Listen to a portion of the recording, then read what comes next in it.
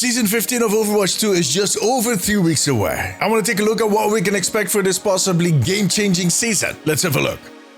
Well, the mid-season update for Season 14 of Overwatch 2 just launched a week ago. But here we are already looking forward to Season 15. And that is because Season 14 was a little lopsided due to the holidays. But I think it is safe to state that the next season will be more of an even divide. Overall, my expectations for Season 15 are very high. Not only because we need something big, especially now that there is some decent competition, but also because this is the start of a new competitive year, which always comes with a big bang. And so will this one, but more about that later in the video. First, let's start at the beginning and talk about the theming for the season. As I explained last time, Blizzard has slowly been stepping away from giving the season one single theme. They have been focusing on several smaller themes, both the Battle Pass and the shop throughout the season, basically releasing that type of content in waves, which makes the flow of the content more interesting. There's more variation. And personally, I like that system. It makes my job a lot more interesting and fun to do. Now, what all of these themes are going to be throughout Season 15 is yet unknown. Although, sadly, we did not get a roadmap for everything that we can expect in 2025 just yet. And that is mainly because we didn't get a BlizzCon last year. That is usually the place where they do that. Now, the lack of roadmap might be changing somewhere in the coming weeks or months. The sooner the better, of course, but for now we know nothing. Well, like I said, we know something. With the start of Season 15, Overwatch 2 is relaunching in China after NetEase and Blizzard renewed their contract. It is a long story, but Bobby Kotick was involved, and I think that is all I need to say. To kind of celebrate and announce that return, Aaron Keller, the game director for Overwatch, took to the Chinese social media. And among a lot of other things, he mentioned in a post on the Red Note that there will be a bundle based on Chinese mythology in Season 15. Now, I don't think this bundle is going to be merely for the Chinese region. I don't think it would be smart for them to region lock it. So we can expect a Chinese mythology bundle somewhere in Season 15 worldwide. On top of that, I also think we might get some spring or Easter bundles, and possibly another one of those bundles that they based on the feedback that we gave through the surveys. I've talked plenty about this, but they have been sending out surveys asking players what types of skins they would like to see, and based on those answers, they've been rolling out some new packs, including the cat pack that we got last season. I'm worried, but we'll see.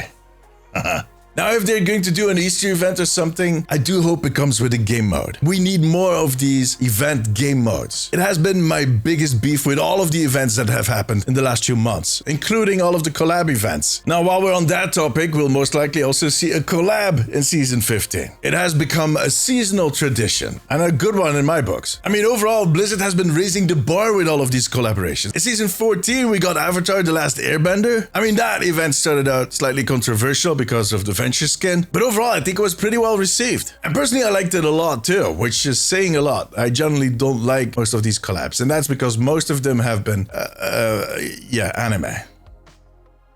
Not all of them, I know. I just hope that we're getting something completely different this season. The type of collab that we did not see coming at all. That would be cool. Or just give us Thundercats. I like Thundercats. Oh, yeah, okay.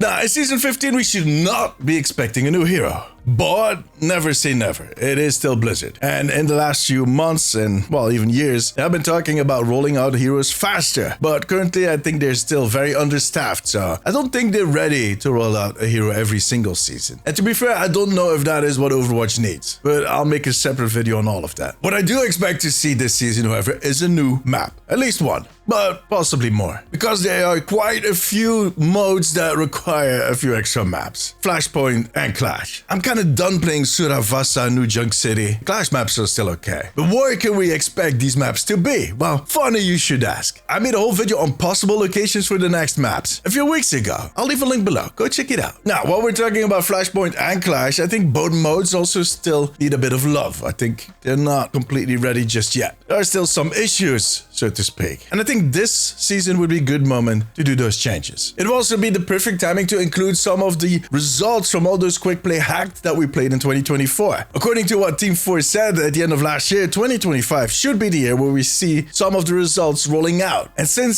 Season 15 is going to be the start of a new competitive year, I can't see any better time to do it than right now. Come on.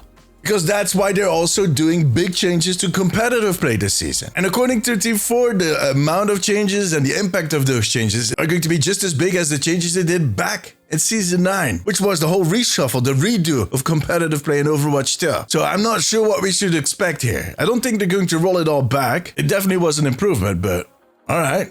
That is kind of exciting. I'm really curious to see what they have planned. I also expect some big balancing changes, the type of changes that will get a lot of content creators up in arms as soon as they announce them, but that eventually might prove to be okay. Some of them, others maybe not. We'll see. But I do think we can expect another big upset. Maybe we can also finally get some of those reworks that they've been talking about. I mean, we have been waiting for that Reaper rework for a few months now. And Mora, well, she has been waiting for a new utility ability for the last 4 years. So maybe. Season 15 is also going to be the end of the Jade weapons. See, as soon as Season 15 launches, all of your competitive points are going to become legacy competitive points, and your competitive points will be reset to 0. Now you can use those legacy competitive points to buy golden weapons. And that's it. You will not be able to buy Jade weapons with the legacy points. They want to keep the Jade weapons exclusive, so you will not be able to buy new Jade weapons in Season 15 and beyond.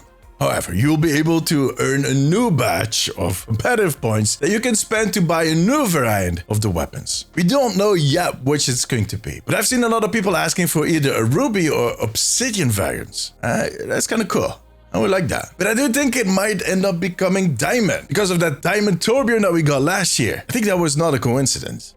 We'll see. Whatever the variant is going to be. I do think at the end of that season, we're going to get another drives event. Now, it's not going to be as big as the one that we're getting now in Season 14 in a few weeks, so we'll not be able to get 6,000 competitive points. I think we're going back to 3,000. But that should still be enough to get whatever weapon at that point. But it will come at a sacrifice, because those drives events, you're hell.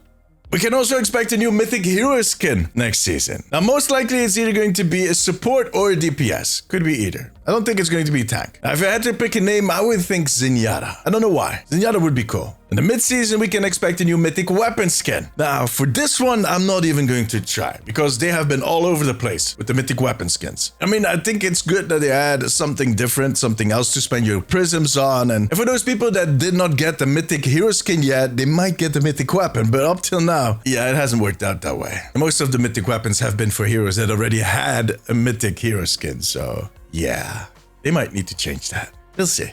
That all being said, I have to say that I really like the Mythic weapon skins even more than I did at the beginning. They keep getting better. I know not everybody is going to agree with me. Some people really dislike them, and that's fine. Each your own. But I really think that they did a good job with the Ash one. It's pretty. Way prettier than I expected it to be. I'm also wondering if we're ever going to get normal weapon skins again. Legendaries or epics, whatever. Because we haven't seen those since they introduced the Mythic weapon skins. Huh.